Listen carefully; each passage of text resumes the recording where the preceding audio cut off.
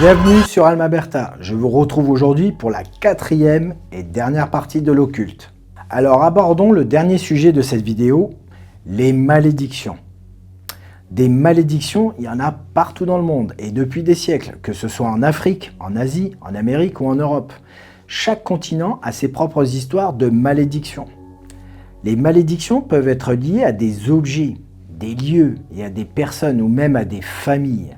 Parfois, une simple réplique ancienne peut enfermer une énergie négative qui se transmet à quiconque la possède.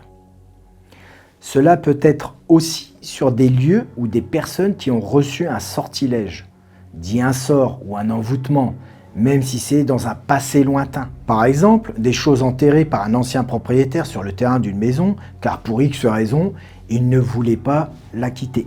Mais comme c'était un adepte de l'occulte, il a jeté une malédiction sur le terrain de celle-ci, donc sur la maison et sur les futurs habitants. Il a scellé et enterré l'objet avec sa pensée négative, toute sa frustration et le sens verbal. Tout cela avec un rituel et hop, c'est fait. Bien sûr, tout cela est possible s'il est doué dans ce domaine, sinon ça restera au niveau d'un mauvais œil. Ou bien, deuxième exemple, sur une famille tout entière qui paie de leur jour ce que leurs ancêtres ont fait à des gens auparavant. On dit qu'ils ont été maudits sur des générations. Tout cela est énergétique et karmique. Certains endroits sont réputés pour être maudits, des châteaux hantés, des cimetières lugubres.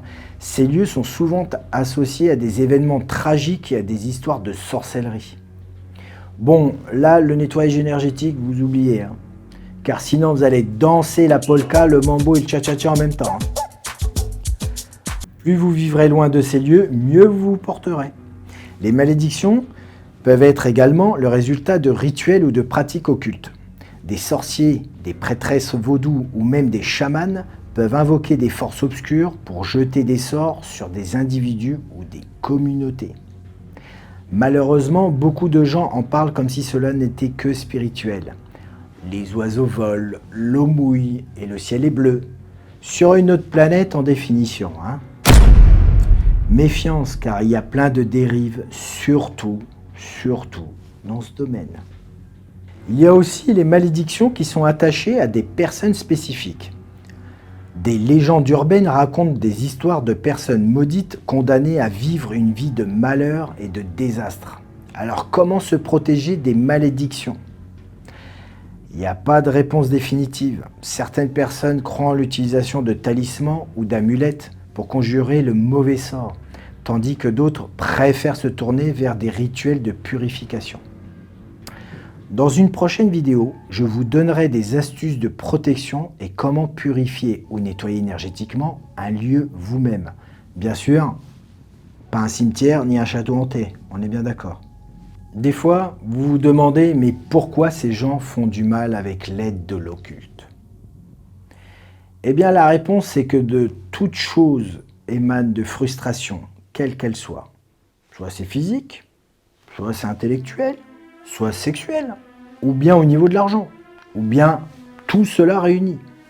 La frustration engendre bien des dégâts dans notre monde, et ce n'est pas nouveau, et ça empire, je pense. N'est-ce pas? Je trouve cela très bête, tout simplement.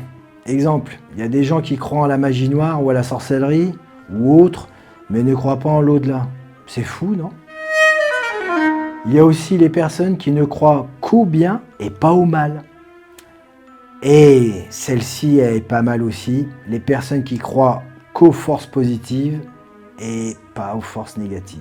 Dingue, mais complètement dingue. Tout ceci n'est qu'énergie. Et oui, le sens vibratoire encore une fois. Donc il faut bien comprendre que la clé pour s'en préserver est qu'il y a le bien et le mal sur cette terre. Et que nous ne sommes pas tous égaux, bien sûr, à plein de niveaux. Mais qu'à ce niveau-là, c'est-à-dire au niveau spirituel, nous sommes tous égaux pour pouvoir faire évoluer notre âme vers quelque chose que nous connaissons.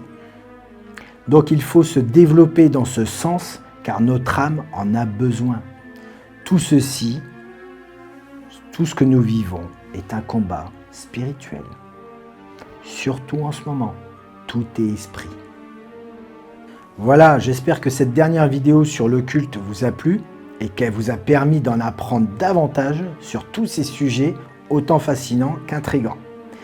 N'hésitez pas à me laisser vos commentaires et à me dire si vous avez déjà été confronté à ce genre de situation. Je vous remercie d'avoir pris le temps de regarder cette vidéo et vous remercie de votre soutien. Et je vous dis à très bientôt sur Alma Berta.